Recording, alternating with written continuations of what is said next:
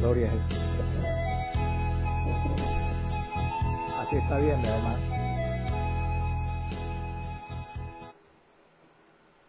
Gloria a Dios. Aleluya. Bendito Dios para siempre. Aleluya.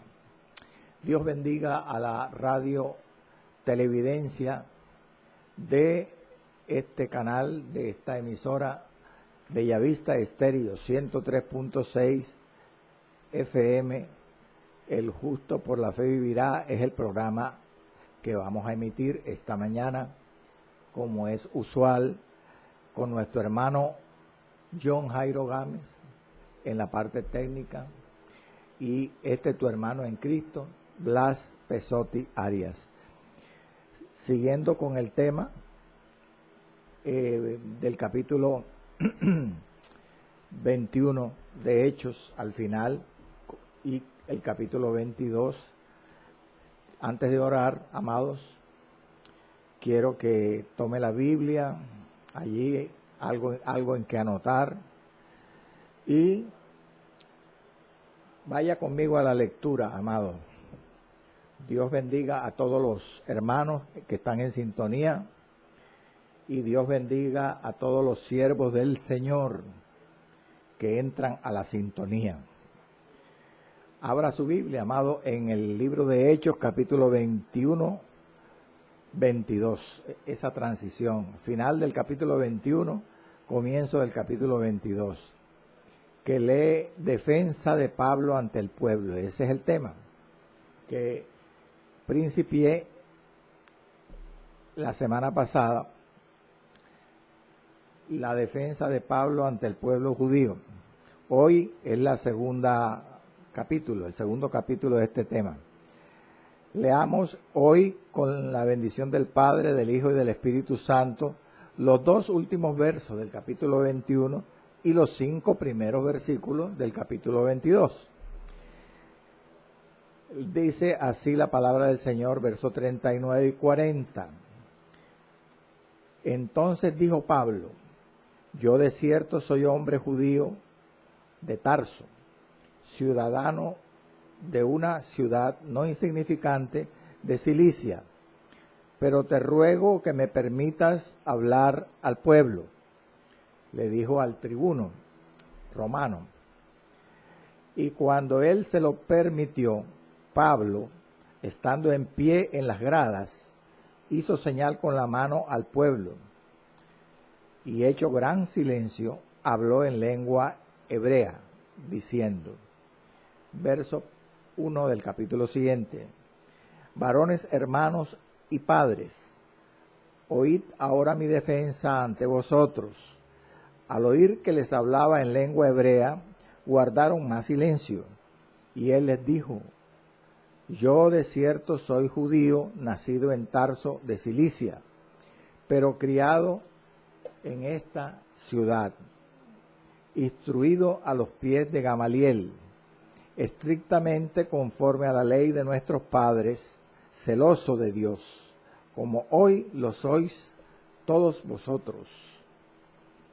Perseguía yo este camino hasta la muerte, dice el apóstol, prendiendo y entregando en cárceles a hombres y mujeres, como el sumo sacerdote también me es testigo, y todos los ancianos, de quienes también recibí cartas para los hermanos, y fui a Damasco para traer presos a Jerusalén también a los que estuviesen allí, para que fuesen castigados.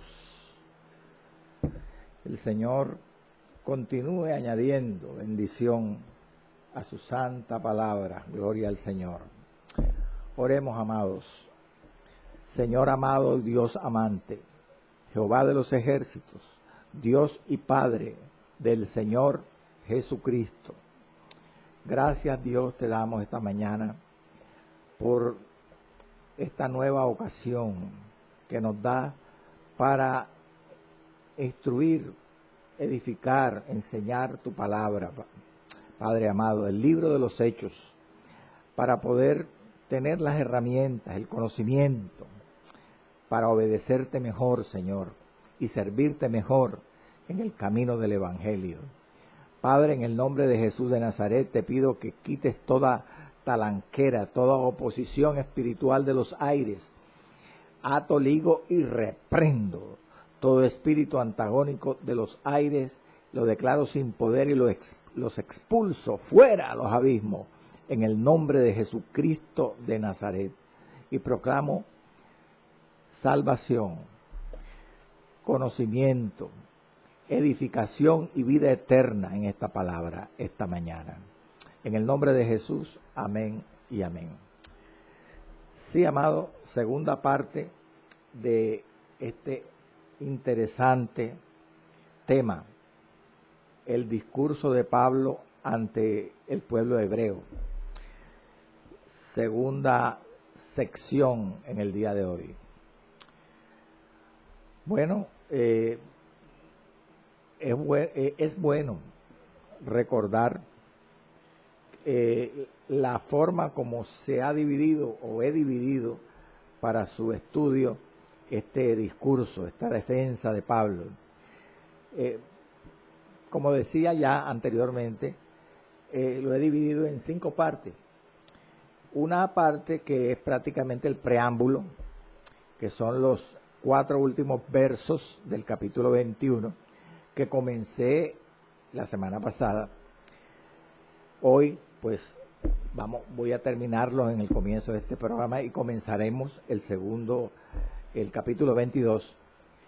Entonces, ese es como una introducción al discurso, a la defensa de Pablo, esos 4 versículos.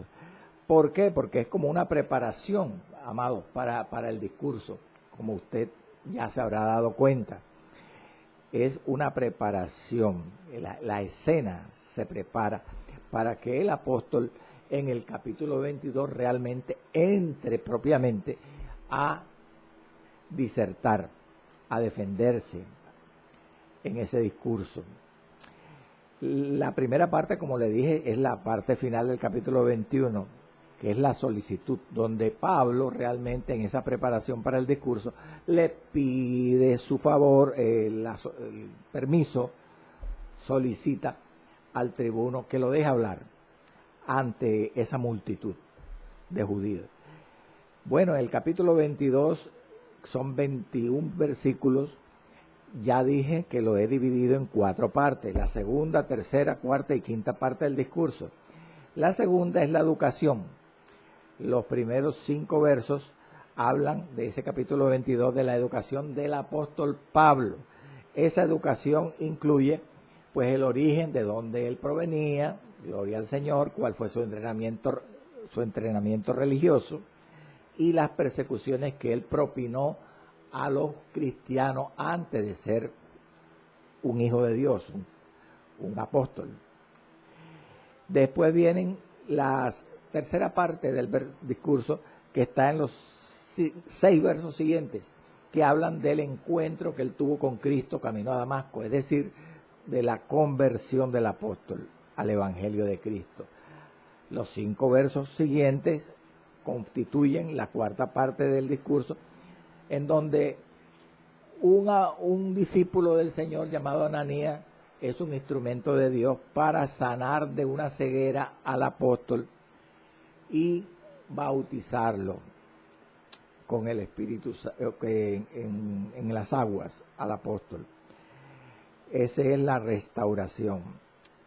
Y la última parte, que son los 5 últimos versos del verso 17 más exactamente al versículo 21, que nos refieren la visión que tuvo Pablo en Jerusalén, en la cual Cristo le daba la misión de ir a predicar al pueblo gentil. Una vez recordado esa división del estudio, pues vayamos a la parte en donde quedamos de este estudio. Estábamos todavía en los versículos finales del capítulo 21, más exactamente en los versículos 39 y 40. Como le dije, en la preparación para el discurso. Y el versículo 39 que precisamente dice: entonces dijo Pablo al tribuno: yo de cierto soy hombre judío de Tarso, ciudadano de una ciudad no insignificante de Cilicia. No insignificante. Verso siguiente, el 40. Pero te ruego que me permitas hablar al pueblo, le dijo al tribuno. Había dicho ya en este punto que debemos recordar el interés que siempre, desde que aparece en escena el tribuno Claudio Licia, tuvo por saber quién era Pablo y qué hacía Pablo. El verso 38, recuerde usted, dice que el tribuno, cuando vio a Pablo, que le tomó preso allí y lo rescató de la chusma que lo intentaba matar, le dijo: ¿no eres tú aquel egipcio que levantó una sedición antes de estos días y sacó al desierto los 4,000 sicarios? Esa es la pregunta que el tribuno le hizo a Pablo, en donde vemos claramente que él estaba interesado por saber quién era el apóstol. Pero en los versos 33 y 34 de este mismo capítulo 21, ya antes el tribuno, el libro de Hechos, da a entender que la multitud de judíos que golpearon a Pablo, también era ignorante sobre la identidad del apóstol, porque dice los versos 33 y 34. Entonces, llegando el tribuno, le prendió y le mandó atar con 2 cadenas, y preguntó quién era y qué había hecho, pero entre la multitud unos gritaban una cosa y otros otra, y como no podía entender nada de cierto a causa del alboroto, le mandó llevar a la fortaleza. Como usted se da cuenta, tanto el tribuno como la multitud de judíos tenían un concepto erróneo, no sabían quién era Pablo ni qué había hecho el apóstol Pablo. Entonces, a pesar de esto, como hemos estudiado en el contexto, el comandante romano, el oficial romano del ejército, el tribuno, tenía, sin embargo, un concepto propio, aunque equivocado, de quién era el apóstol Pablo. Pensaba que era un criminal. Ahora, como ya Pablo se ha dado cuenta de esto, en este punto, cuando él menciona las palabras que le acabo de leer en el verso 39, yo soy de cierto hombre judío de Tarso, Pablo va a confirmarle al tribuno el error, la equivocación que tenía con respecto a quién era él, quién era Pablo. Entonces, como vemos en este versículo 39, el apóstol menciona su tierra natal, donde había nacido, y la forma culta, se observa una forma culta y educada de expresión del apóstol Pablo hacia el tribuno, donde le pide permiso para hablarle al pueblo. ¿Y cuál era ese pueblo? El pueblo que hacía poco lo había intentado matar. Leamos para que vea el versículo 39. Entonces dijo Pablo: yo de cierto soy hombre judío de Tarso, ciudadano de una ciudad no insignificante de Cilicia. Te ruego que me permitas hablar al pueblo. Entonces,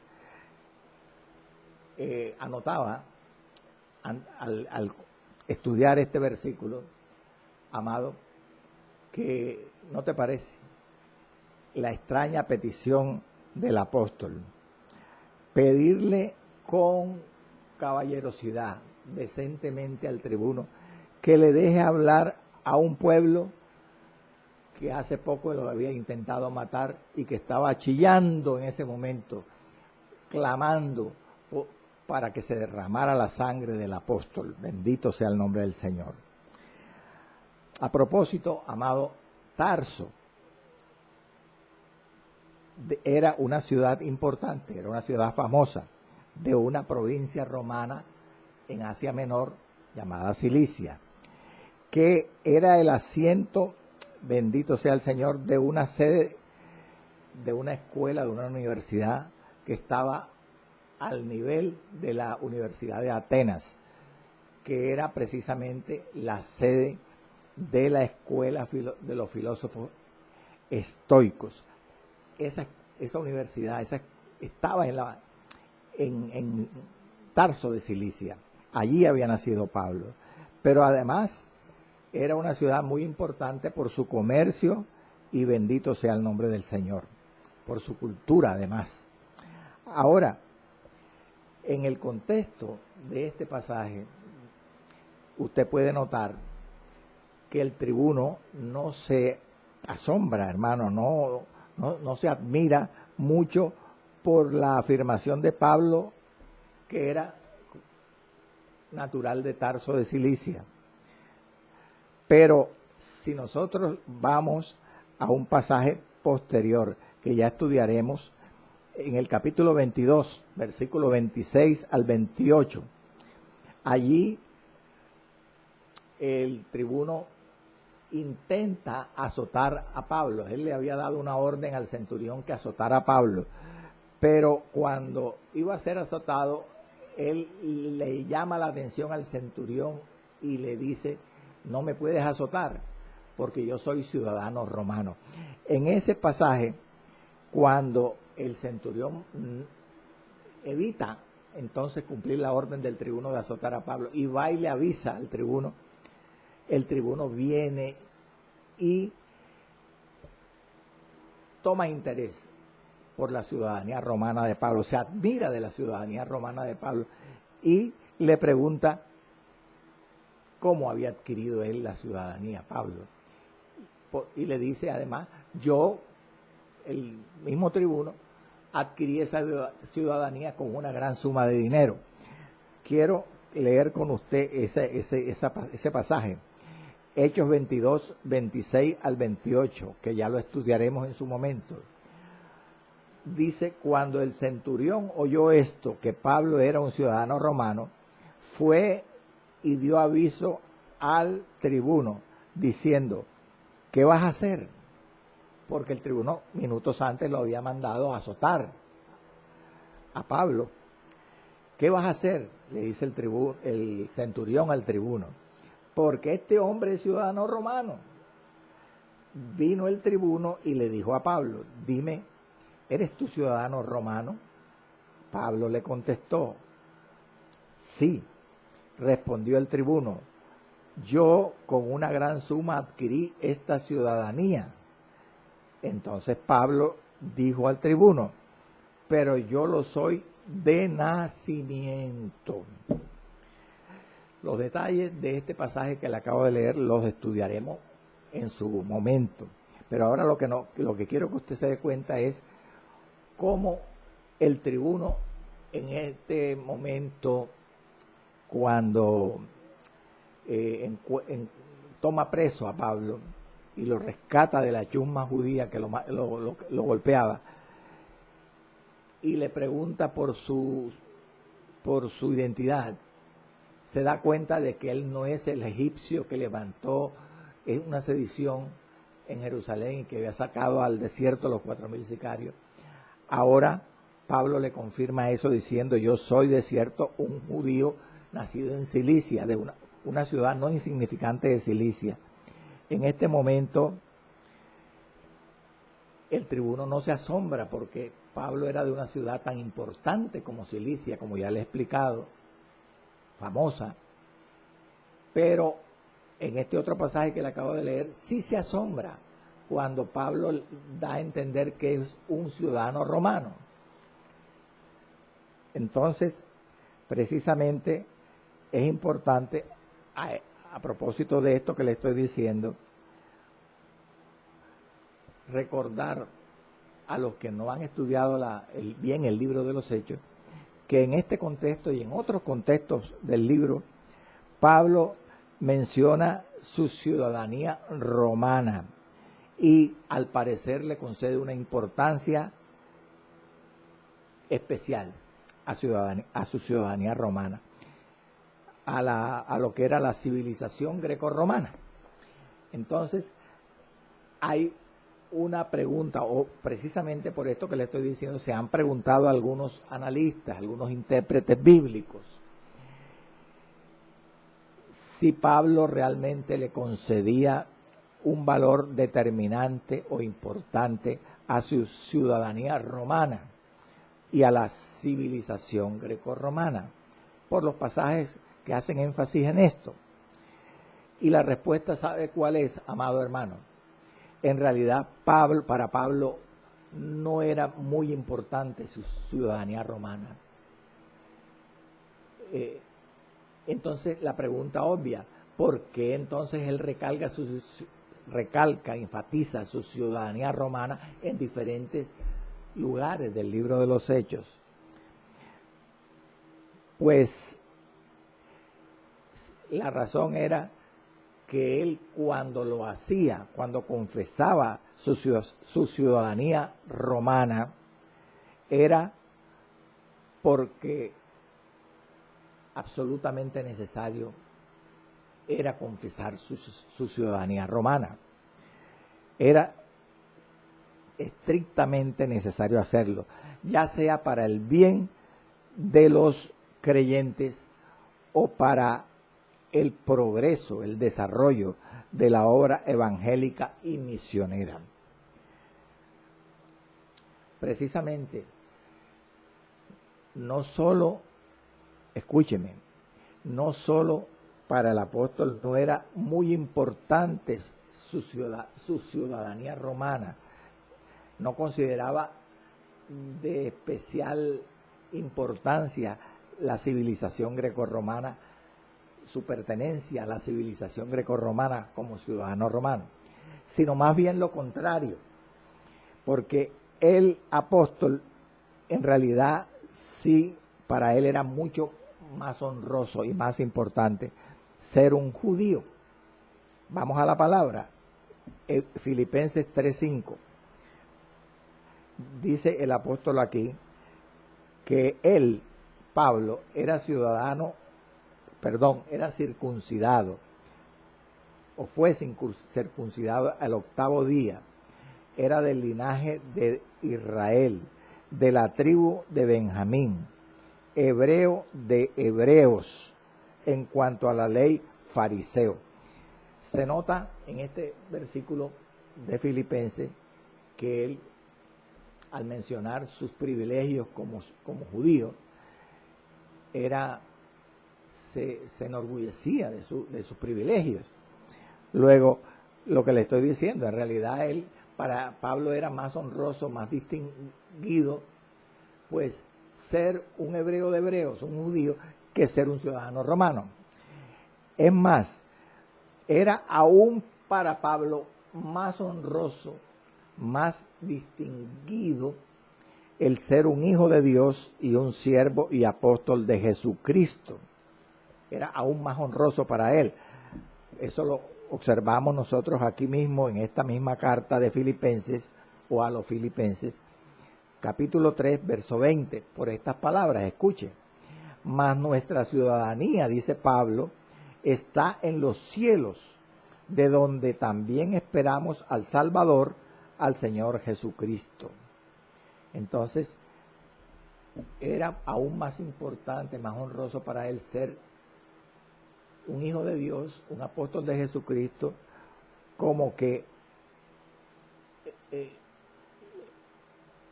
era ciudadano del reino de los cielos.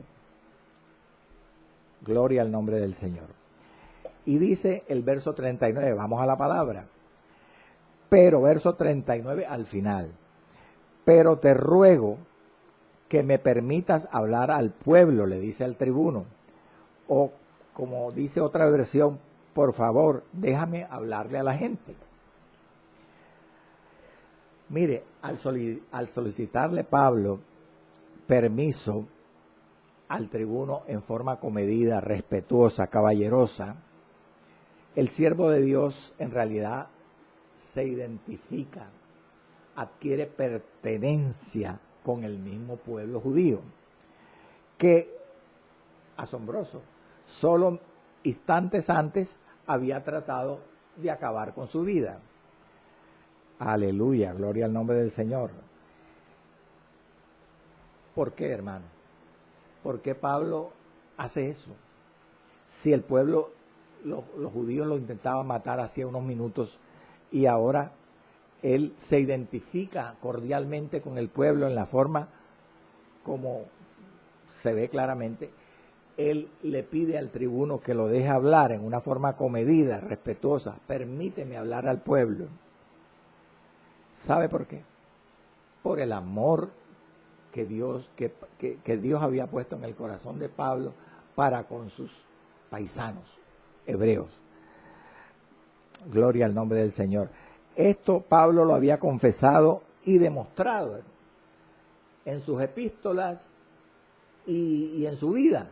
Vamos a la palabra. Romanos 9, 2 y 3 y Romanos 10, 1.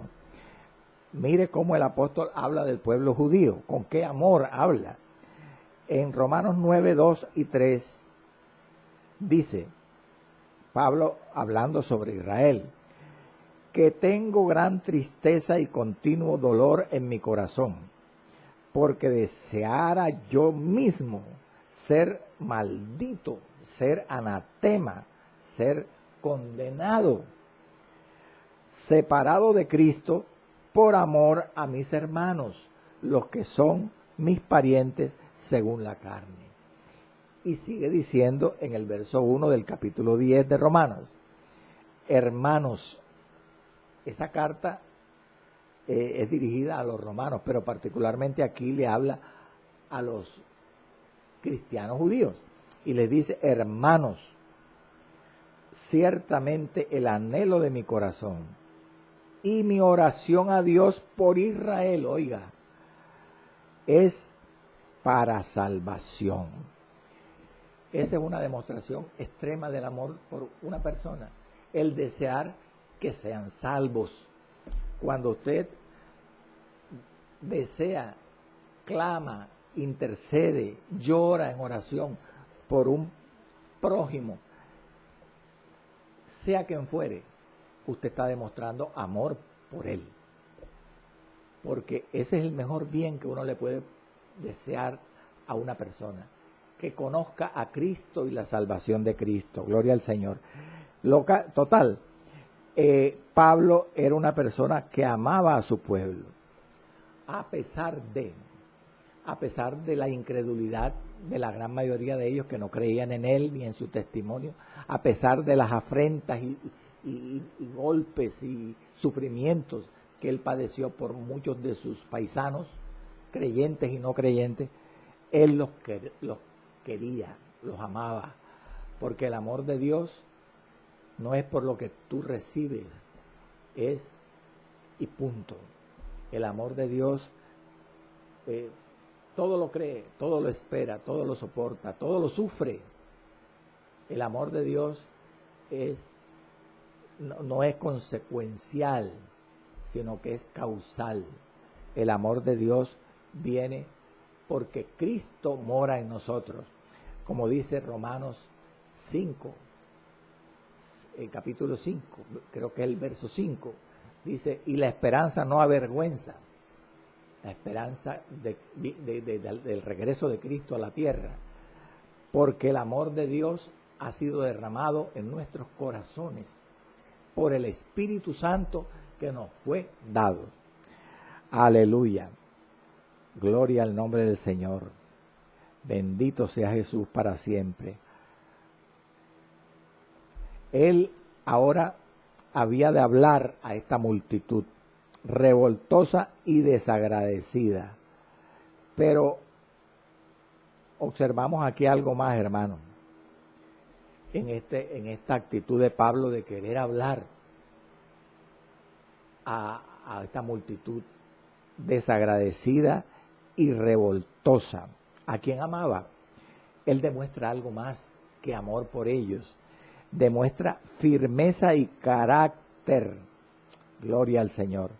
Firmeza y carácter. ¿Por qué? Porque porque se necesitaba dominio propio, templanza, firmeza, carácter, para poder, todo golpeado, sangrando, magullado, preso por unas cadenas que le habían colocado en unos minutos antes, ir a hablar a una multitud que todavía gemía y gritaba por el derramamiento de su propia sangre. Necesitaba, además de amor, carácter, firmeza, y eso es lo que demuestra el apóstol aquí. Es más, esta petición que él le hace al tribuno, como dicen los intérpretes, le debió granjear un respeto especial del tribuno desde ese momento con el comandante, el oficial romano.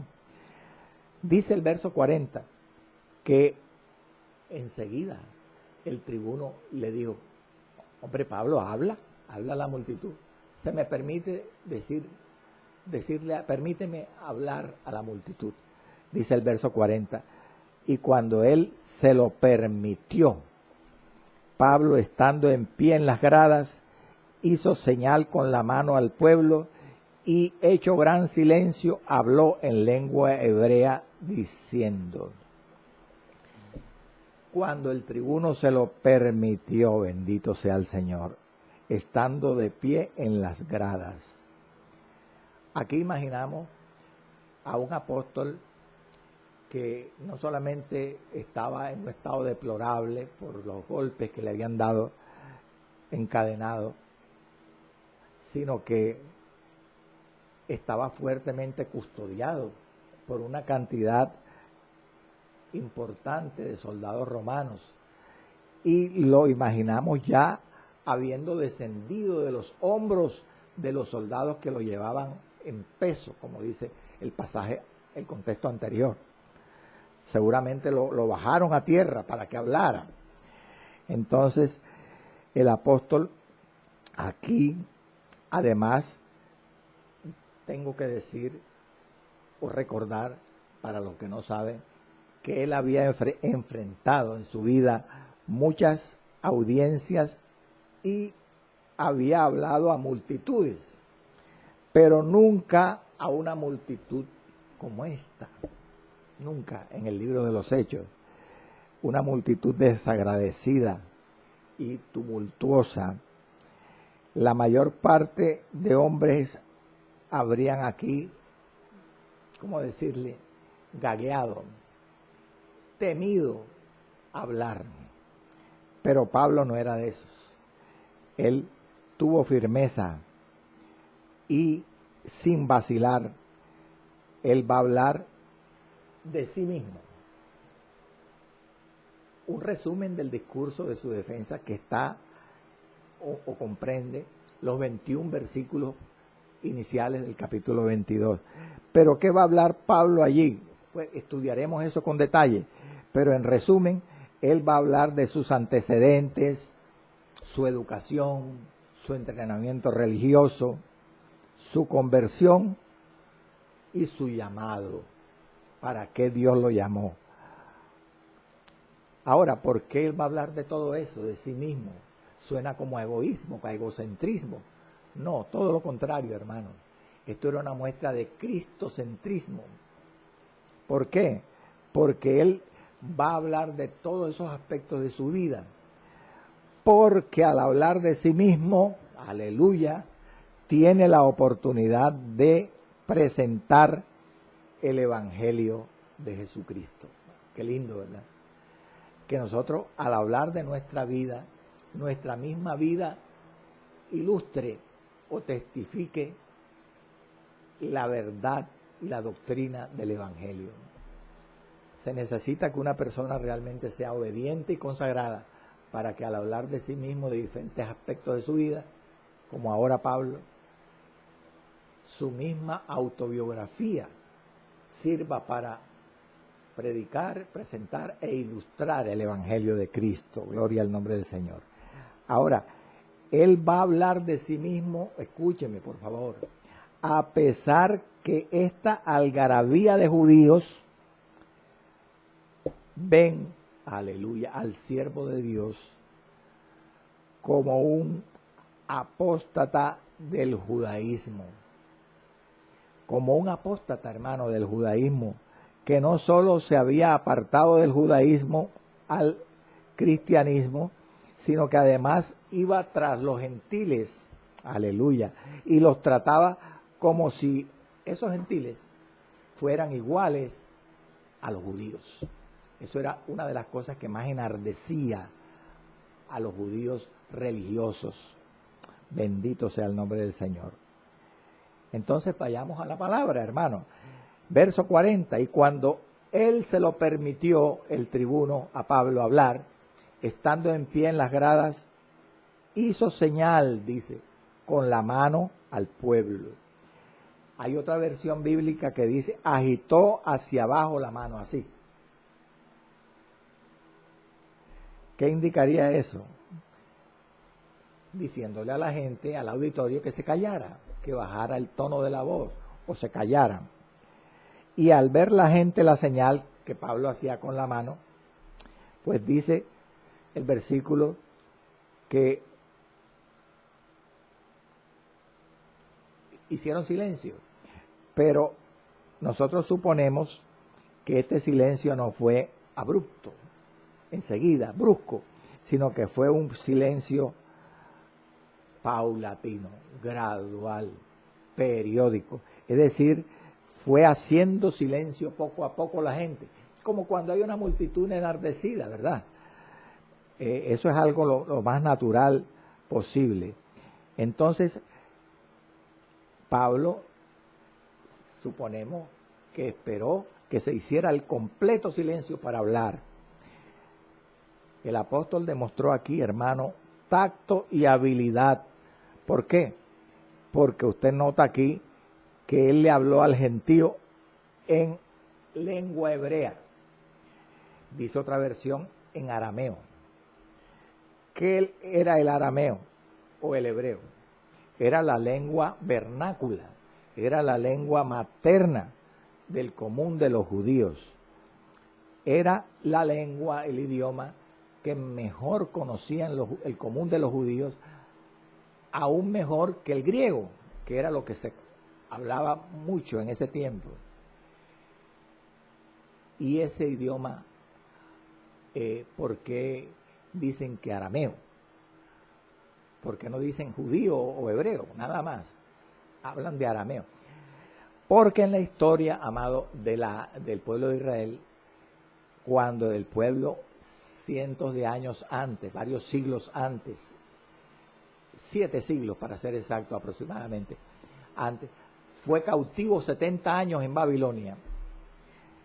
El pueblo judío,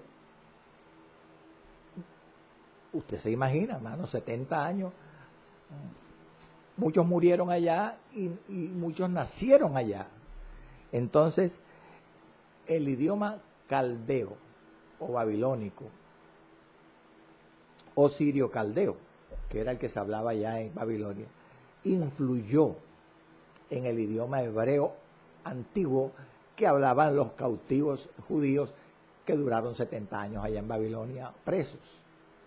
Entonces, cuando el pueblo salió en la historia de allá, después de los 70 años, no era el mismo idioma. Ya el idioma hebreo había sufrido cambios.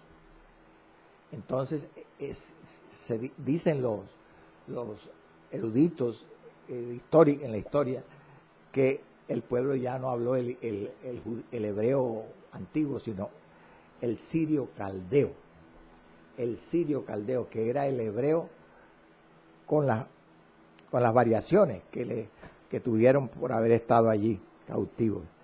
Pero sin embargo, ese era el idioma que hablaba Jesús en los días de su carne.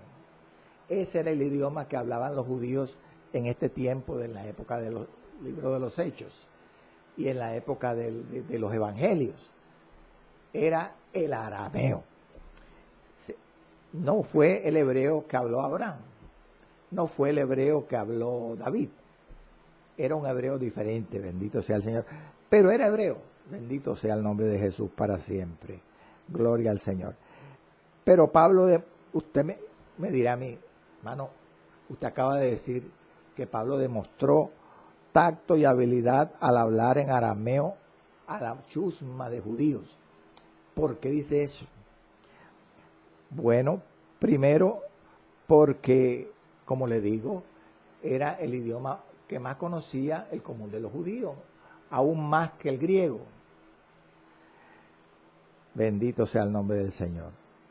Entonces, desde este punto de vista, al hablar en ese idioma tan conocido de la audiencia, iba Pablo a ganar un poco la voluntad y la atención de ellos, ahora que le hablara el discurso, su defensa. Ya entiendo, me dirá usted, pero eso parece como egoísmo, porque él quería que lo oyeran y que lo oyera la mayoría. No, eso no es egoísmo, no era egoísmo del apóstol, era cristocentrismo, no era egocentrismo, porque él lo que quería hablar de sí mismo era para poderles presentar el evangelio de Cristo. Amén.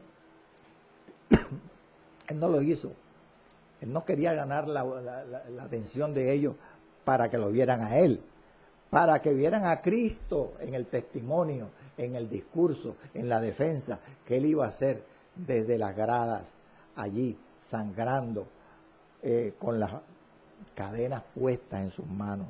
Bendito sea el nombre del Señor para siempre. Aleluya. Gloria a Dios. Ahora sí, amado, vamos a iniciar la defensa, el discurso, porque aquí terminó en este momento las preliminares, la preparación del discurso. Y comenzaríamos con el verso 1 hasta el verso 5, Pero yo he traído, antes de comenzar a escudriñar, particularizar con detalle el estudio de este discurso, una introducción del discurso. Una introducción del discurso, hermano, porque es necesario. Bendito sea el Señor.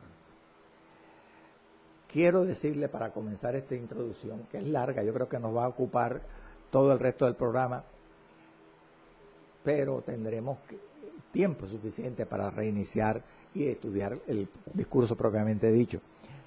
Pero se va a dar cuenta usted la importancia de estos aspectos que voy a hablar, voy a tocar en esta introducción. Primero quiero decirles que la audiencia a la que Pablo se va a referir ahora, se va a dirigir, como usted sabe, era judía. Tan es así que les va a hablar en arameo o en hebreo, como dice la Reina Valera 1960. Pero, ¿desde dónde él va a dirigir la palabra? Desde las gradas, en la fortaleza Antonia. ¿Sabe usted las condiciones en que se encontraba el apóstol? Ahora, aunque él está así, en esas condiciones tan difíciles, él era consciente. El apóstol siempre era consciente, aún en los momentos más duros de su vida. Él sabía perfectamente bien que la muchedumbre a la que él se dirige eran judíos, pero sabía también que habían unos cristianos, judíos cristianos, y otros judíos no cristianos. Él sabía perfectamente eso, porque todos los judíos que estaban allí lo habían intentado matar en el templo, en los atrios interiores. Después lo sacaron a los atrios interiores y los que podían entrar allí eran solamente judíos.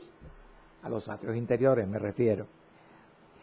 Pero él sabe, además, que ambos grupos, judíos cristianos y judíos no cristianos, eran celosos por la ley. Aquí en este punto usted me preguntará, hermano, pero un momentico, ¿por qué dice que ambos, tanto judíos, cristianos como los no cristianos, eran celosos por la ley? Porque Pablo sabía que todo judío, todo niño judío, desde su niñez, aproximadamente de los 8 a los 12 años, era llevado a la sinagoga y era proclamado un bar mitzvah, y todavía lo hacen las familias judías.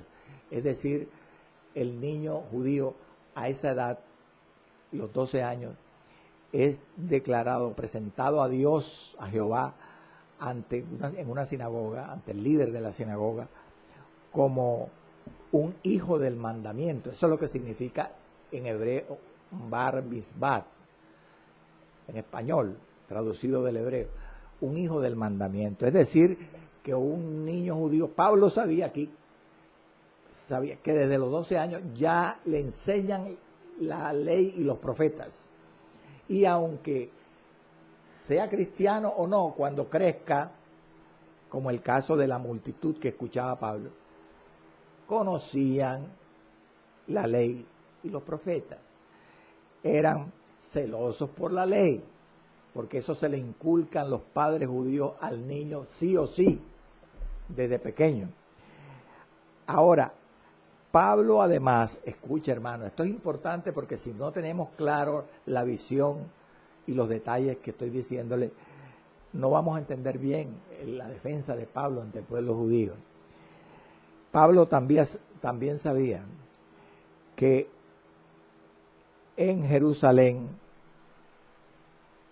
tanto los judíos cristianos como los judíos no cristianos creían que él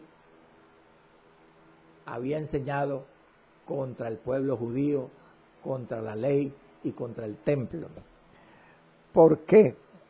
Porque ya habíamos estudiado antes que cuando él llega aquí a Jerusalén, días antes, el pastor de la iglesia de Jerusalén, Jacobo, el hermano de Cristo, le había dicho, capítulo 21 de Hechos, verso 20, al final: ya ves, hermano Pablo, cuántos millares de judíos hay aquí en Jerusalén que han creído en el Evangelio, y todos son celosos por la ley. Es decir, que Pablo sabía que los judíos, tanto los judíos que no habían recibido a Cristo como Salvador, como esos miles que le informó Jacobo que sí habían recibido en Jerusalén a Cristo como Salvador, tanto los unos como los otros eran celosos por la ley. Amén, hermano. Eso lo sabía el apóstol Pablo. Y si sabía que esta gente había creído un falso rumor de que él predicaba contra el pueblo judío, contra el templo y contra la ley, ahora que él va a hablar al pueblo, que el tribuno se lo permite, desde las gradas que lo dirigían a él, con los soldados, por supuesto, a la fortaleza Antonia, él tenía, bendito sea el Señor, que aclararles quién era. ¿Quién era, hermano? Por eso es que el apóstol les va a decir aquí a esta multitud quién es él. Y les habla de su raza, de su origen racial, de su educación religiosa.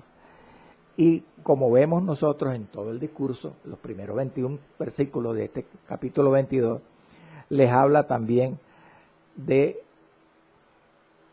que él era ya en ese momento un judío cristiano, y que tenía una misión apostólica dada por Jesucristo de ir a predicar el evangelio a los gentiles. Todo eso él les va a hablar a ellos desde las gradas en este discurso. Bendito sea el Señor. Ahora bien, mire qué interesante. los falsos cargos en su contra, que ya yo les acabé de mencionar cuáles eran, se los leí ahora en Hechos 21-28, que le hacían a Pablo los judíos de Asia, aquí en Jerusalén. Ya mencioné antes, eran muy parecidos a los señalamientos, a las acusaciones que le hicieron al mártir Esteban en su momento, en los capítulos 6 y 7 del libro de los Hechos. Y ya le he dicho en otras ocasiones a los hermanos que han escuchado ya varios programas, pueden saber que es verdad, que las acusaciones de Esteban son muy parecidas a las que le hicieron a Esteban, a las que les hacen ahora a Pablo, con una pequeña diferencia. Tanto a Esteban como a Pablo los acusaron de hablar contra la ley y el templo. Pero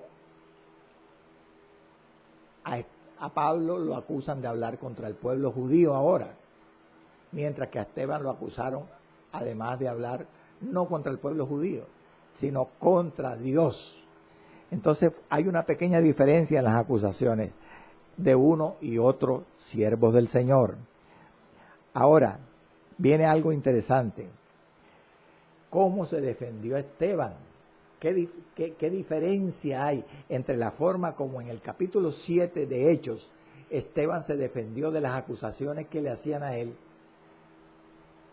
parecidas a la del apóstol Pablo, a cómo se defendió Pablo en este discurso del capítulo 22 de Hechos?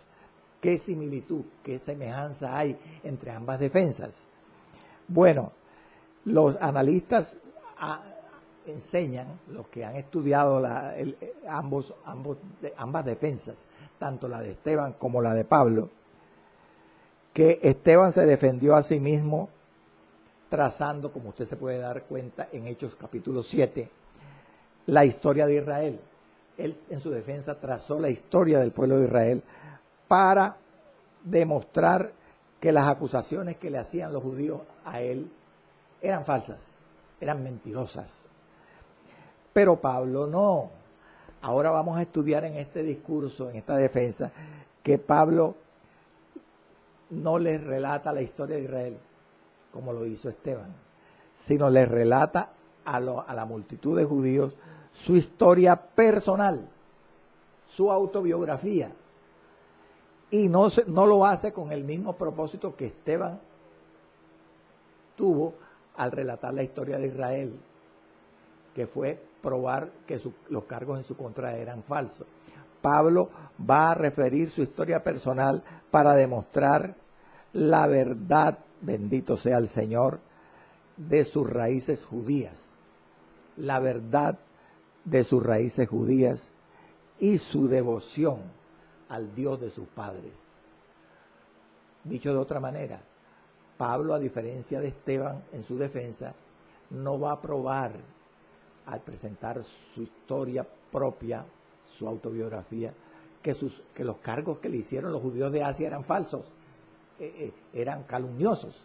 Él lo que le interesa probar aquí es que la verdad, que él era un judío, que eran verdaderas sus raíces judías, eso, y que él era un consagrado al Dios de Israel, eso.